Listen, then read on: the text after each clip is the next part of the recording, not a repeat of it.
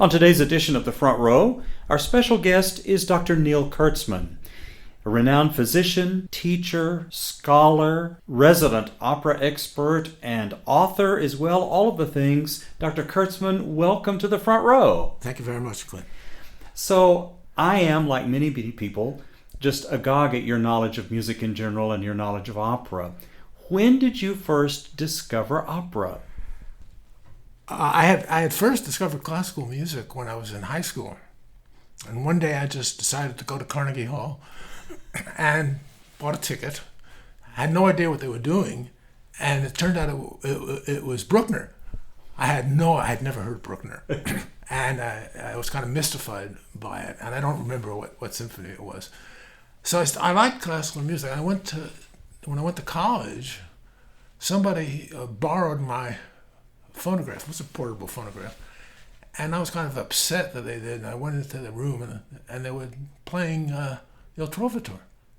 And I listened to it and I thought, hey, this is great.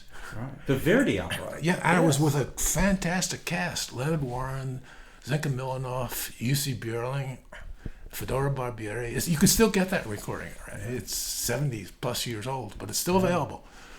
And it's probably still the best recording of Il Trovatore. Right? So then I decided to go to the Met. It was $2 to stand at the Met. It was all I could afford. $2 was a lot of money back then. We're talking about 1954. The first performance I went to the Met was, I still remember, it was on Christmas Day of 1954. I actually bought a seat for that one. It was Tosca with Licia Albanese, George London, and Eugene Connolly, who was a tenor who was kind of a second-line tenor, but he sang a lot at the Met. London was terrific. London had a career, came to an unfortunate end. He developed vocal cord paralysis in one of his vocal cords. And for a while, he even sang on one chord. But that ended his career, and he was a terrific bass baritone. And from then on, I started standing at the Met. So you're from New York? Yes. Okay. I was going to college in Massachusetts. Okay, right. And when you went to the Met, you went to the old Metropolitan Opera. On 39th Street and 7th Avenue. Well, actually, it was between 39th and 40th, between 7th and Broadway. I don't know what's there now. They tore it down. Right. Okay. Where did you go to medical school? In New York. Oh, that's so why I went to New York rather than Boston, because instead of studying anatomy, which I should have been, I was going to the Met and standing at the Met. It's a wonder I managed to graduate, because but I got to hear all the great singers of the 50s and early 60s. I graduated from medical school in 1961 and moved out of New York City. So my days at the Met were very sporadic after that. Although I lived in Chicago for 12 years, and Chicago has a very good opera company, Lyric Opera of Chicago, and they had the same singers that the Met had, and I heard them there as well. Yeah. And then I traveled a lot, and I got to hear singers in various countries and cities. So it astounds me, and I guess it was a golden age. But what was it like, Dr. Kurtzman, to go to the Met on a weeknight and hear, just in terms of tenors, Corelli, Tucker, Gedda, Bergonzi, Vickers, De Stefano, on a night after night basis. Yeah, we complained that we didn't have enough good tenors. Nobody's ever satisfied. But I heard all of those singers. Because we had great baritones. America's had only one really great tenor, who was the equal of the greatest European tenors, and that's Richard Tucker. We've had great baritones. We've had at least 5 great baritones. Leonard Warren was probably the greatest. Lawrence Tibbett, Cornell McNeil, Robert Merrill, Cheryl Milnes, they're all Americans. Yeah. Why we should have had another great American tenor, Mario Lanza. Should have, but he hardly ever sang an opera. He got seduced by Hollywood, ruined both his life and his career. Yeah. We still have a lot of recordings of him, but he should have been singing at the Met, not making movies for MGM. Yeah. Lanza should have been the second great American tenor. Unfortunately, he wasn't. Maybe the wrong choices. Yes. Yeah. Yeah. Right. There's a price for making wrong choices. Wow. And I guess you would have heard Tibaldi and, I don't know, Franey, Caballé, Sutherland, all of them, right? Yeah, the greatest was Milanov. Zinka Milanov. Yeah. If you've heard Zinka Milanov, you heard her in the house during her prime, which would have been from about 1951 to 56, 57. The most beautiful voice I ever heard. She could do things that I've never heard anybody else do. She had a big dramatic soprano voice and could float pianissimos in alt, and they would float over the entire house. And I heard Tibaldi, I heard all those others. They were great sopranos. Victoria Davis Angelis.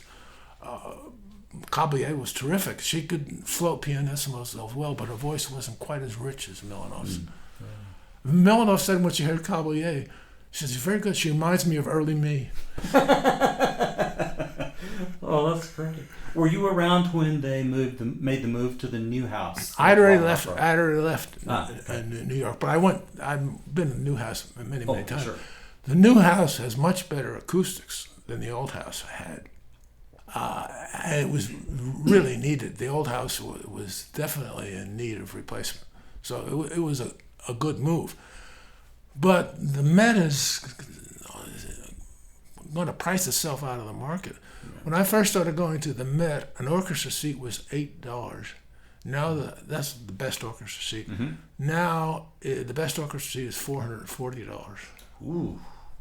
So you buy 2 seats to the Met, and then you've got to travel in New York or maybe go to a restaurant. You're buying a house. Right. Yeah. I can see that. Wow. So you had all of this to enjoy and absorb, and then you turned to writing. How did you become inspired to write about opera? Well, I've been writing all my life. When I was still in training, I wrote short stories and poems. I wrote a novel. You can still buy it. It's on Amazon. Yeah. It's called Doing Nothing. It's about the education of a doctor. And there's a lot of opera in that also. Some of it's made up.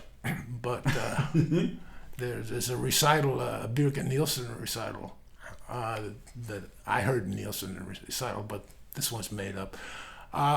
We're talking about great tenors. We didn't mention one of the greatest was Giuseppe Di Stefano. Oh, yeah. I heard Di Stefano, when Rudolph Bing wrote his memoirs. Rudolph Bing was the general manager of the Met for about 18 years.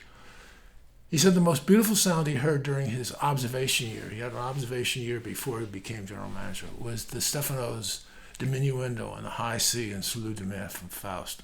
I have a recording of him doing that. Mm. I also heard him do it in the house in Faust. Pierre Monteux was the conductor. And an unbelievable sound to hear a full-voiced high C, then taken down, still totally in the chest, but taken down to a whisper. There have only been 3 or 4 singers in my experience who could do that. It's something that you can't learn. You can either do it or you can't. Franco Corelli could do it. Mm-hmm. Miguel Fleta, who go back to the 20s, who was the first Calaf in Turndal, was famous for doing that. And more recently, Jonas Kaufmann can do it.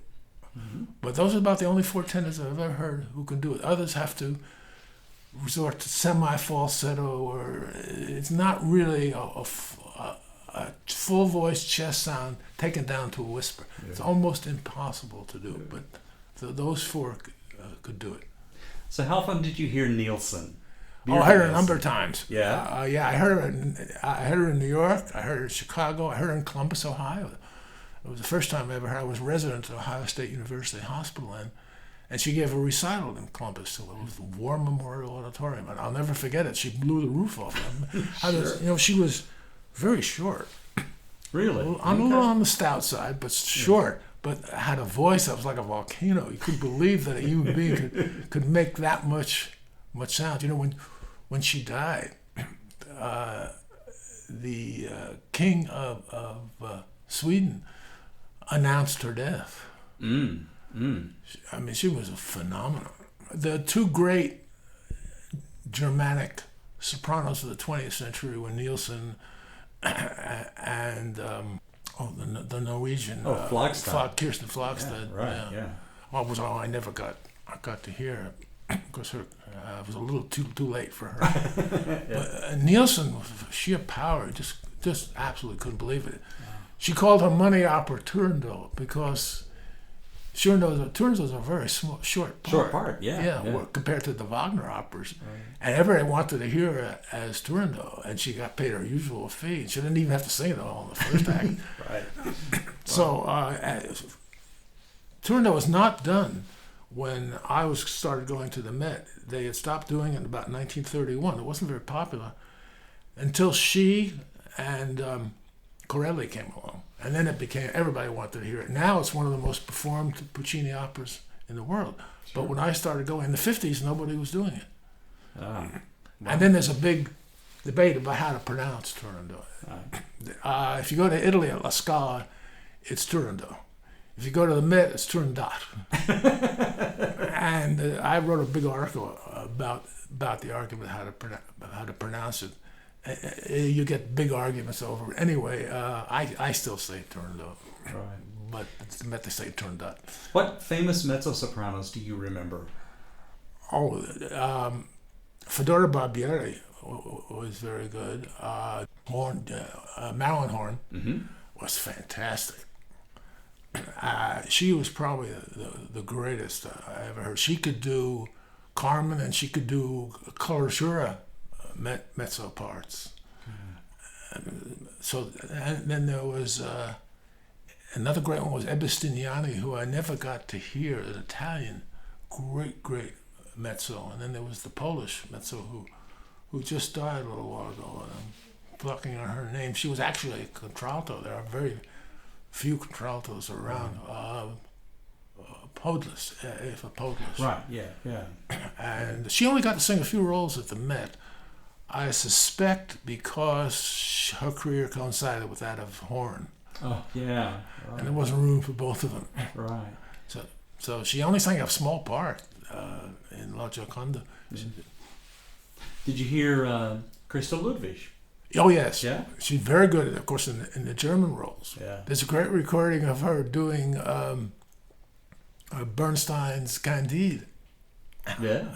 And she was really great in that part. I'm so easily assimilated. I was singing that with a German accent. But that was hilarious. Yeah, it was. Yeah, it used to be on YouTube. It's not there anymore. I've got a recording of it though. Yeah.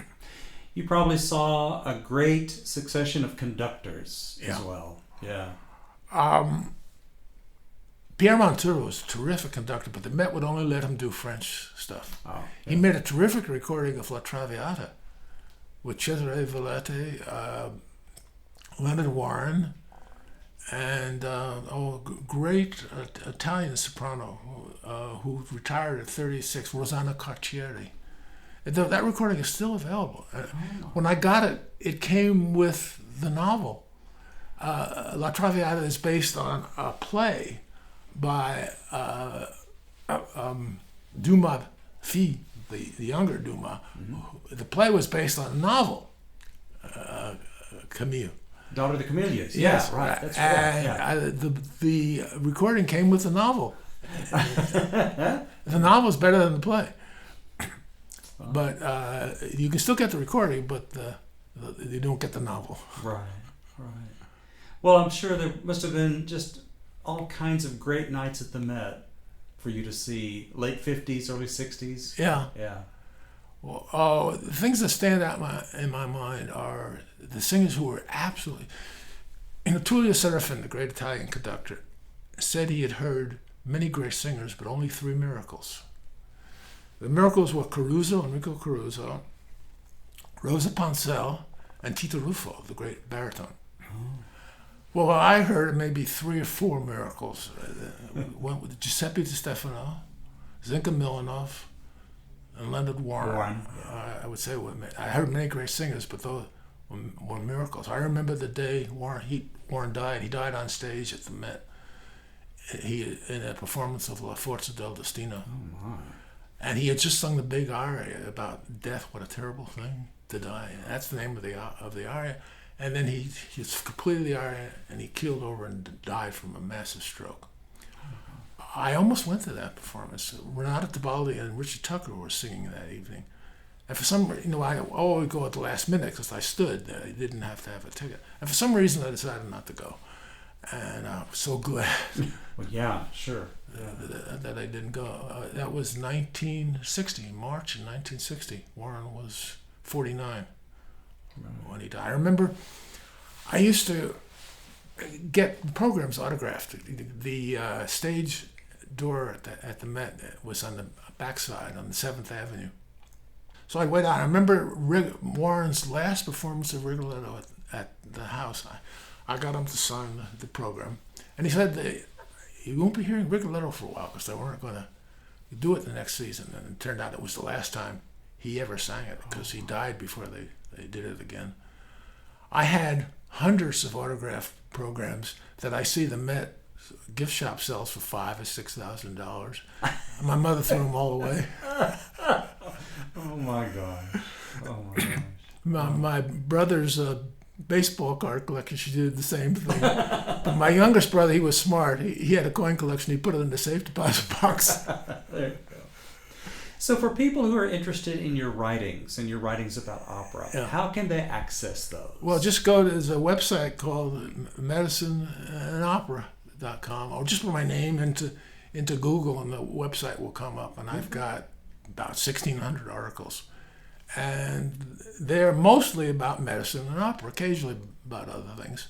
But I've got thousands of sound files there. So when I talk about a singer or a particular aria, you can actually listen to the singer or listen to it just by clicking on it and listen to it. There's thousands of them up there. Well, it's a great way to keep up with you and to keep up with all of your scholarly research, which continues on. It's amazing. That's great. Well, thank you for having me, and it's a pleasure to talk about this. This is something I've been doing, the opera part, since 1954. The medicine part didn't start till 1957. All right. Our guest on the front row today has been Dr. Neil Kurtzman. Dr. Kurtzman, thank you very, very much.